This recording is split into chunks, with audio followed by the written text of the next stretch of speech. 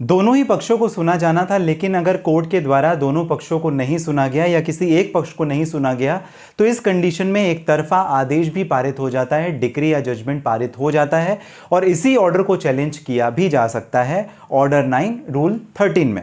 लेकिन इसकी कुछ कंडीशन है। सबसे पहला जो कानून है वो क्या कहता है, मतलब मान लीजिए मैंने अगर आपके खिलाफ में कोई मामला दर्ज किया तो आपको भी कोर्ट बराबर से सुनेगी, मुझे भी कोर्ट बराबर से सुनेगी। It means hear both the parties, आपको मुझे दोनों को कोर्ट को सुनना पड़ेगा और ऐसा ही कानून है। लेकिन कई बार ऐसा होता है, अब आपको बुलाया लेकिन आप आ नहीं रहे, मैंने आपके खिलाफ में मामला दर्ज किया था, मैं बार बार कोर्ट में उपस्थिति दे रहा हूं, तो कोर्ट आपका इंतजार नहीं करते रहेगी, कोर्ट की जो प्रक्रिया है वो आगे बढ़ जाएगी। जी हां, और इसी वजह से एक्स पार्टी ऑर्डर पास हो जाता है, डिक्री पास हो जाती है।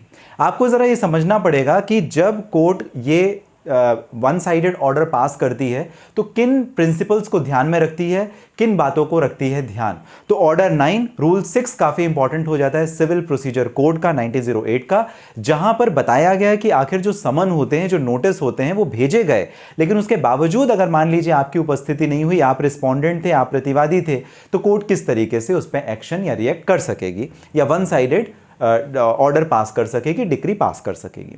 नमस्कार, आप सभी ने शुरुआत की है ऑनलाइन लीगल एडवाइस में अशोक पांडे के साथ, जहां पर हम कानून के विशेष मुद्दों को आसान शब्दों में, भाषा में जानने का, समझने का करते हैं प्रयास। अगर आप नए हैं तो मैं हमेशा करता हूं आपसे रिक्वेस्ट, सब्सक्राइब कर लीजिए इस चैनल को, जिससे कानून की जो इंफॉर्मेटिव वीडियोस हैं वो आपको मिलते रहें, आप तक पहुंचते रहें। साथ ही अगर किसी परेशानी के लिए करना चाहते हैं बात, इस वीडियो के डिस्क्रिप्शन में डिटेल है, जहां पर ऑडियो या वीडियो कॉल के माध्यम से भी आप डायरेक्टली मुझे कनेक्ट कर सकेंगे अपॉइंटमेंट बुक करने के बाद। चलिए जरा बात करते हैं नेचुरल जस्टिस प्रिंसिपल के बारे में। मतलब कोर्ट ने आपको मौका ही नहीं दिया सुनवाई का और मेरे पक्ष में ऑर्डर या डिक्री पास कर दिया, वन साइडेड हो गया और ये गलत है, ऐसा नहीं होना चाहिए। इस वजह से ऑर्डर 9 रूल 6 में सिविल प्रोसीजर कोड ये कुछ तरीके बताए गए हैं जहां पर आपको नोटिस सर्व करना है, जो आपको समन जाते हैं वो किस तरीके से जाएंगे।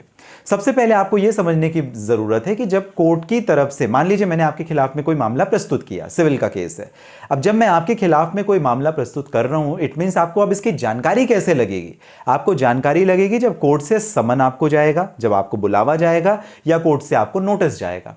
नोटिस या समन जाने के बावजूद भी अगर आप कोर्ट में उपस्थिति नहीं देते हैं, अगर आप अपीयरेंस नहीं देते हैं, तो कोर्ट आपका इंतजार नहीं करेगी, कोर्ट की प्रक्रिया आगे बढ़ेगी और हो सकता है वन साइडेड या एक्स पार्टी डिक्री या ऑर्डर मेरे पक्ष में आ जाए, आपके खिलाफ में आ जाए। यह बात समझनी जरूरी है। कई बार मामले ऐसे होते हैं जहां पर समय नहीं दिया गया। मान लीजिए आपका जो केस था वो 2 तारीख को कोर्ट में लगा था और 30 तारीख या 31 तारीख को बिल्कुल आखिरी में 1-2 दिन पहले ही आपको इसकी जानकारी।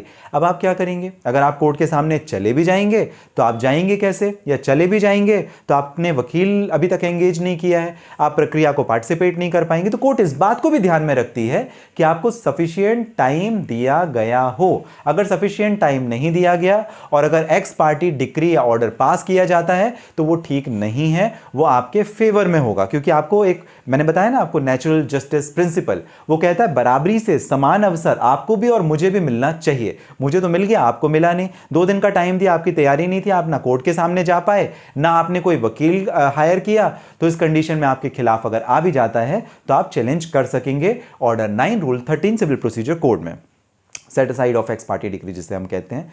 तीसरी कंडीशन यह हो सकती है कि मान लीजिए फॉर एग्जांपल मैंने जो आपको नोटिस सर्व किया वो गलत एड्रेस पे भेज दिया, तो इस कंडीशन पर दोबारा से कोर्ट मुझे डायरेक्ट करेगी कि भाई आप दोबारा से सही एड्रेस पे भेजो। एड्रेस ही गलत है तो आपको जानकारी नहीं मिलेगी, मतलब जो आपका समन या नोटिस है वो ड्यूली सर्व नहीं हुआ, प्रॉपरली सर्व नहीं हुआ, और जब सर्विस ही उसकी प्रॉपर नहीं हुई, डिफॉल्ट हुई, तो कोर्ट कहेगी कि वापस से नोटिस आपको भेजा जाना चाहिए। नोटिस आपको दोबारा आएगा, आप कोर्ट में आ सकते हैं। गलत एड्रेस पे दिया गया मतलब ये फिर मेरी गलती है, या कि मैंने एड्रेस वेरीफाई नहीं किया या इंटेंशनली मैंने आपको भेजा, तो उसे आप चैलेंज कर सकेंगे। तीसरी एक कंडीशन ये हो जाती है जहां पर फॉर एग्जांपल जहां पर कोर्ट ने प्लेंटिफ को ऑर्डर किए बट प्लेंटिफ ने कुछ ऐसी गलती कर दी जिसकी वजह से, मतलब मैंने कुछ ऐसी गलती कर दी जिसकी वजह से आपको या कि समय पे नहीं मिल पाया या आपको मिल ही नहीं पाया या कोई और कंडीशन हो गई, तो इस कंडीशन में जो डेट है वो एडजर्न हो सकती है, आगे बढ़ सकती है, लेकिन कोर्ट मेरे खिलाफ में भी कुछ एक्शन लेते हुए मुझे भी कुछ पेनाल्टी, चाहे वो फाइनेंशियल पेनाल्टी हो, वो कॉस्ट पे करने के लिए बोल सकती है। तो ये तो रही समन और नोटिस सर्व करने की बात। अब रूल 913 की अगर हम बात करें, एक्स पार्टी जो डिक्री होती है उसे खत्म करने के लिए, सेट असाइड करने के लिए, तो कुछ हमें जजमेंट समझने पड़ेंगे। पहला जजमेंट है एम कृष्णप्पा वर्सेस मनुसुम्मा का 2020 कर्नाटका हाई कोर्ट का जजमेंट। इसमें क्या हुआ था कि जो डिफेंडेंट है, जो प्रतिवादी है, मैंने आपके खिलाफ में मामला प्रस्तुत किया, आप जो है कोर्ट के सामने अपनी जो पिटीशन है वो प्रेजेंट नहीं कर पाए, मतलब आप गए ही नहीं कोर्ट के सामने। इस वजह से नहीं गए कि कोई भी फॉर एग्जांपल हो सकता है कि भाई आपकी तबीयत खराब थी या कुछ भी, तो एक सफिशिएंट रीजन होना चाहिए, सफिशिएंट कॉज होना चाहिए। और इसके साथ ही साथ अगर आप पहुंच भी गए कोर्ट के सामने तो यह जरूरी हो जाता है कि अगर आपने आर्ग्यूमेंट नहीं किया, बहस नहीं किया, कुछ नहीं किया, केवल आप खड़े रह गए कोर्ट के सामने या बेवजह की बातों में ही अपना समय निकाल दिया, तो भी कोर्ट आपके खिलाफ में वन साइडेड या एक्स पार्टी ऑर्डर या डिक्री पास कर सकती है। उसे सेटिसाइड करने के लिए काफी मुश्किल आएगी। तो ये कर्नाटका हाईकोर्ट का जजमेंट था, कृष्णप्पा वर्सेस मनुसुम्मा 2020 का जजमेंट, जहां पर डिफेंडेंट तो कोर्ट में पहुंच गया, सफिशिएंट रीजन उसके पास में नहीं था, उसने बहस ही नहीं की, आर्ग्यू नहीं किया अपने मैटर को, और इस वजह से 913 जो सिविल प्रोसीजर कोड है वहां पर वो सेटिसाइड नहीं कर पाया। दूसरा एक judgment Bhanu Kumar Jain versus Archana Kumar and others 2004 का जजमेंट। ऑनरेबल सुप्रीम कोर्ट ने इस पर्टिकुलर जजमेंट में यह डिफाइन किया, यह बताया कि भाई अगर जो एक्स पार्टी डिक्री या जजमेंट आपके खिलाफ में हो गया, ऑर्डर पास हो गया है, उसे अगर सेट असाइड करना है ऑर्डर 9 रूल 13 सीपीसी में, तो उसके लिए आपके पास में प्रॉपर ग्राउंड्स होने चाहिए, रेलिवेंट प्रूफ होना चाहिए, रेलिवेंट रीजनेबल ग्राउंड होना चाहिए जस्टिफाइड, जिसमें आप यह साबित कर सको कि आप क्यों नहीं आए थे। जैसे फॉर एग्जाम्पल आपके घर में किसी का डिमाइस हो गया था, किसी का देहांत हो गया, या आपकी बहुत ज्यादा तबीयत खराब हो गई, आपके पास में मेडिकल जो प्रूफ है, एविडेंस है अपनी बात को साबित करने के लिए, कुछ ऐसी अनरीजनेबल कंडीशन जहां पर आप कोर्ट में उपस्थित नहीं हो सकते थे, अपीयरेंस नहीं दे सकते थे, इस कंडीशन में आपका जो वन साइडेड ऑर्डर पास हो गया है, डिक्री पास हो गई, उसे सेट असाइड किया जा सकेगा, अदरवाइज नहीं। तो इस बात का ध्यान रखना है कि जरूरी हो, आवश्यक हो, तभी आप इसे कर सकेंगे। बेवजह का ऐसा नहीं कि आप कोर्ट में गए नहीं, एक बार, दो बार, तीन बार कोर्ट नोटिस या समन आपको भेज रही, आप गए ही नहीं, जब ऑर्डर पास तो सीधा आपने हाई कोर्ट दौड़ लगा दी, ये नहीं चलेगा। तो कोर्ट का यही कहना है कि आपके पास reasonable and proper appropriate ground होने चाहिए, ये काफी जरूरी है। तीसरे एक जजमेंट की हम बात करते हैं, ये है textile association of India versus Balmohan Gopal का जजमेंट। जी हां, 1990 का जजमेंट था, जहां पर 1, 2, 3 लोगों को आपने अपने घर में किराए पे रखा। मान लीजिए 1 नंबर और 2 नंबर, जो मदर है और ब्रदर है, उसको आपने नोटिस सर्व कर दिया, पार्टी बना दिया, लेकिन वो कोर्ट में उपस्थित नहीं हुए। तीसरा नंबर जो भाई है उसको आपने नोटिस ही नहीं भेजा या समन ही नहीं भेजा। उस कंडीशन पे जो तीसरा भाई है वो पहुंच गया कोर्ट, अपीलेट कोर्ट, और उसने बोला भाई मुझे तो यहां पे पार्टी नहीं बनाया था, तो जो मेरे मदर और मेरे ब्रदर के खिलाफ में जो डिक्री या जजमेंट आया है वो मुझ पर लागू नहीं होगा। तो क्या ये बात चलेगी? Accommodation and control, rent control act, जो अपने अलग अलग स्टेट्स में होते हैं, जहां पर किराएदारी से संबंधित कानून होते हैं, मैंने अपने घर को, मकान को, दुकान को किराए पे दे दिया, जमीन को किराए पे दे दिया, उस कंडीशन पर यह कानून एकोमोडेशन कंट्रोल एक्ट या रेंट कंट्रोल एक्ट एप्लीकेबल होता है। अब यहां पे 1, 2, 3 लोगों को मैंने दिया था, 2 को नोटिस सर्व हो गया, उनके खिलाफ में एक्स पार्टी हो गया, तो तीसरे का क्या होगा?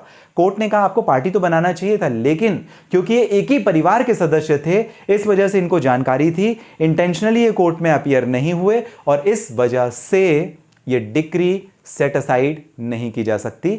Honourable supreme court textile association India versus Balmohan Gopal group का जजमेंट 1990 का काफी महत्वपूर्ण है।